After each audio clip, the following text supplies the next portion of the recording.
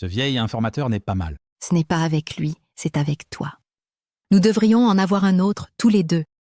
Au moment où j'ai prononcé cette phrase, j'ai ressenti une honte profonde et un choc intérieur face à mes propres limites éthiques. Mais je n'avais plus d'autre choix. C'est vraiment insensé. Ce n'est pas toi qui veux un enfant, c'est Héhé qui veut que j'en aie un.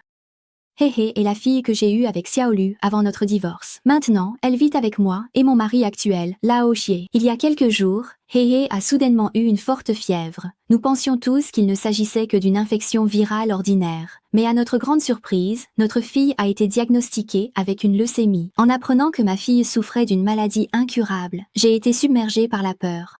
Heureusement, Lao Xie a toujours considéré Héhé comme sa fille. Dans cette situation, il est resté à nos côtés. Il faisait semblant de rester calme, disant qu'il allait acheter à Héhé ce qu'elle aimait manger, et il m'a aussi rappelé de prendre soin de ma santé. Mais nous ne pouvons pas supporter les frais médicaux exorbitants. La seule personne qui puisse aider Héhé, c'est mon ex-mari, Xiaolu.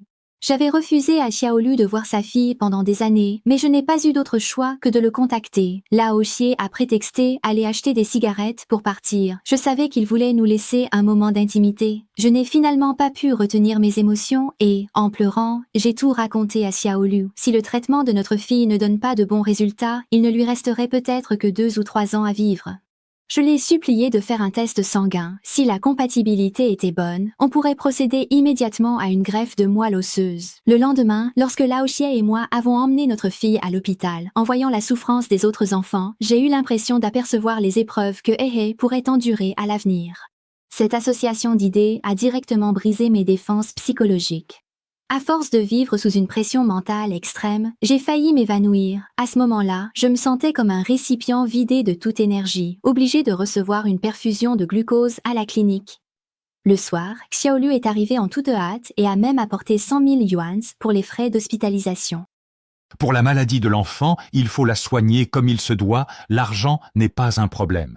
J'étais profondément touchée par cette générosité, mais j'ai aussi pris conscience, plus lucidement encore, que la trésorerie de l'entreprise de construction de Xiaolu risquait de se rompre à tout moment. S'il disait cela, c'était simplement pour nous rassurer. Très vite, la première chimiothérapie de Héhé s'est terminée, mais les résultats n'étaient pas satisfaisants. Le médecin a suggéré une greffe de moelle osseuse, mais ni Xiaolu ni moi n'étions compatibles. Alors que j'étais désespérée, le médecin a proposé une greffe de sang de cordon ombilical d'un frère ou d'une sœur, et l'espoir a soudainement rené en moi. Si je pouvais avoir un autre enfant avec mon ex-mari Xiaolu, peut-être que Héhé pourrait être sauvé. Je sais que mon idée est totalement irréaliste, mais pour ma fille, je n'ai d'autre choix que d'ignorer l'éthique et la morale. Quand j'ai fait part de cette idée à Xiaolu, il s'y est fermement opposé. Je comprends bien ses préoccupations. Sa femme actuelle, Dongfan, est une jolie hôtesse de l'air qui a toujours voulu un enfant. Mais Xiaolu a toujours privilégié sa carrière, repoussant sans cesse sa femme.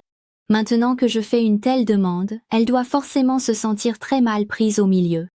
Mais avant que la leucémie de ma fille n'arrive à son terme, le mariage de Dongfan et les difficultés de Xiaolu peuvent être considérés comme de la poussière que l'on peut piétiner. Mais je ne cherche pas seulement à sauver ma fille. Au fond de moi, il y a aussi un désir de revanche pour avoir été abandonnée par Xiaolu à l'époque. Je dois le forcer à réparer ce qu'il me doit du passé. Tu dois bien y réfléchir. D'accord, réfléchis-y encore une fois. Je te demande de bien y réfléchir à nouveau. À mes yeux, Xiaolu n'a absolument pas le droit de refuser. Je sais parfaitement à quel point il se sent coupable envers Héhé toutes ces années, et ma pression sur lui n'est qu'une façon de défendre la vie de Héhé. Je suis rentrée à la maison et j'ai directement exposé ce plan à Lao Xie, mais je savais déjà que Lao Xie n'accepterait pas, alors je lui ai proposé le divorce. Après avoir perdu mon statut d'épouse, il n'aurait plus de raison de s'opposer à mon plan, ce qui atténuerait ainsi ma propre culpabilité. Mais la patience et la tolérance sans limite de Lao Xie m'ont plongé dans un profond remords. Je suis comme un vampire, aspirant sans fin la bonté de Lao Xie, mais le bonheur de Lao Xie, et même le mien, doivent céder la place à la survie de Héhé. Ce à quoi je ne m'attendais pas, c'est que Xiaolu en a aussi parlé à sa femme après être rentré chez lui. Ça fait 2 ans qu'on est mariés, tu as une nouvelle maison, et maintenant tu veux retourner faire un enfant avec ton ex-femme, puis tu viens me demander de prendre ça à la légère.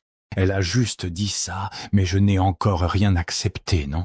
Quand il s'agit de dépenser de l'argent pour soigner l'enfant, j'ai jamais rien dit. Mais il y a des choses que tu peux pousser trop loin, tu crois? Ne supportant plus de voir Xiaolu tirailler entre la pression de sauver sa fille et la fidélité conjugale, Dongfan est venu chez moi le lendemain pour me parler.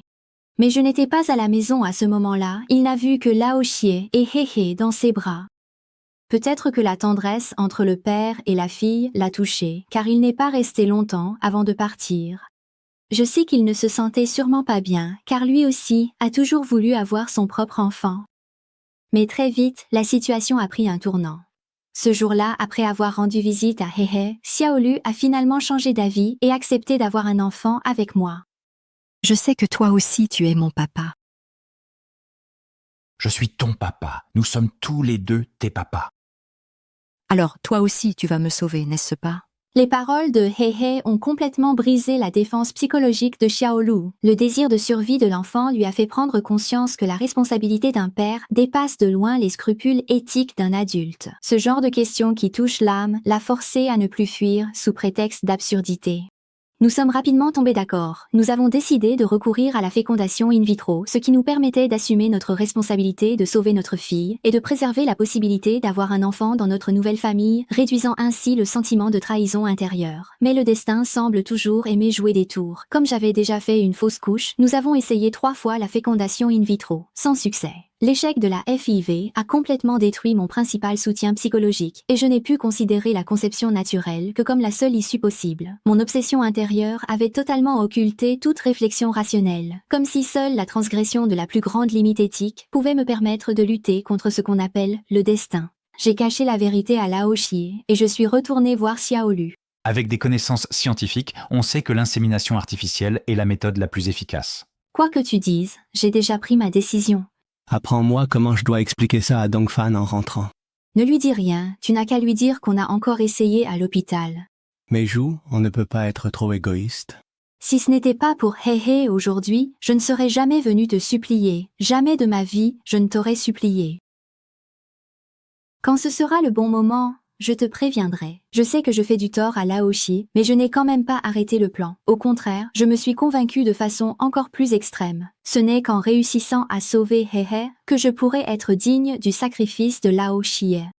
Ce genre d'auto-persuasion est le seul moyen pour moi de temporairement occulter la conscience du mal que je fais aux autres. Ce jour-là, je suis partie précipitamment de chez moi et avec Xiaolu, nous nous sommes rendus dans l'appartement d'occasion que j'avais loué. J'avais même pris soin de décorer le lit avec du linge rouge, recréant délibérément une scène de noces. Sous l'ombre du compte à rebours de la vie de He, le rouge semblait aussi être ma dernière révolte contre la réalité morose. L'atmosphère dans la pièce ressemblait à celle de notre tout premier rendez-vous, il y a des années, mais cette fois, nos cœurs étaient lourds, et nous savions que nos actes allaient inévitablement briser nos nouvelles familles. Après coup, j'ai fait comme si de rien n'était en rentrant à la maison, puis je me suis affairée aux tâches ménagères pour dissimuler mon trouble intérieur. Je n'osais même pas regarder Lao Xie dans les yeux, mais il semblait avoir compris quelque chose, car il n'a jamais évoqué la question de la FIV. En fait, lorsque Xiaolu et moi étions dans l'appartement en location, j'ai accidentellement appuyé sur mon téléphone et composé le numéro de Lao Xie. Il a tout entendu de notre conversation embarrassante, mais il a tout de même choisi de tout supporter en silence, allant même jusqu'à proposer d'élever l'enfant. Quant à Xiaolu, après être rentrée à la maison, Dongfan n'a pas dit un mot non plus. Elle a même préparé un grand repas pour lui, comme si rien ne s'était passé. J'ai une demande, mais je ne sais pas si je devrais la formuler. Quoi donc? Après la naissance de l'enfant, c'est nous qui l'élèverons et nous leur demanderons de ne rien dire à personne, de dire simplement que cet enfant est le mien, qu'il est à nous deux. Quand l'enfant sera né, nous l'emmènerons passer le nouvel an dans notre ville natale.